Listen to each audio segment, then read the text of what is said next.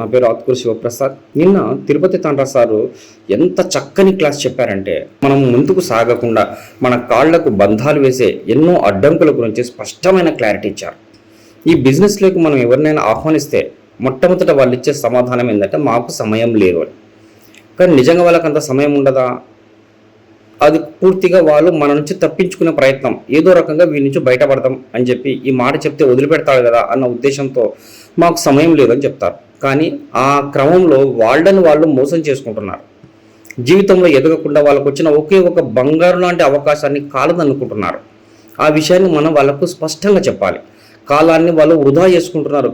సమయం లేక కాదు, వాళ్ళు సమయాన్ని వృధా చేసుకుంటున్నారు. సమయాన్ని వృధా చేస్తే జీవితం దుఃఖమయం అవుతుంది.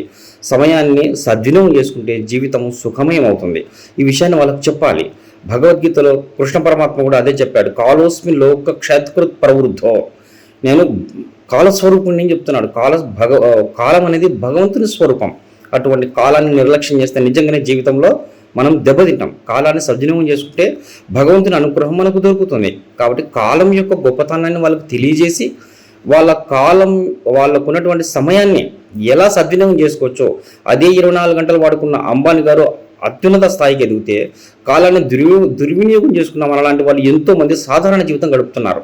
ఆ విషయంలో వాళ్ళకు స్పష్టమైన అవగాహన ఇచ్చి, కాలం యొక్క గొప్పతనం, సమయం యొక్క గొప్పతనం చెప్పి వాళ్ళని బిజినెస్లోకి ఆహ్వానించగలిగితే వాళ్ళు కూడా మనలాగే బాగుపడతారని చెప్పి చాలా స్పష్టంగా చెప్పారు.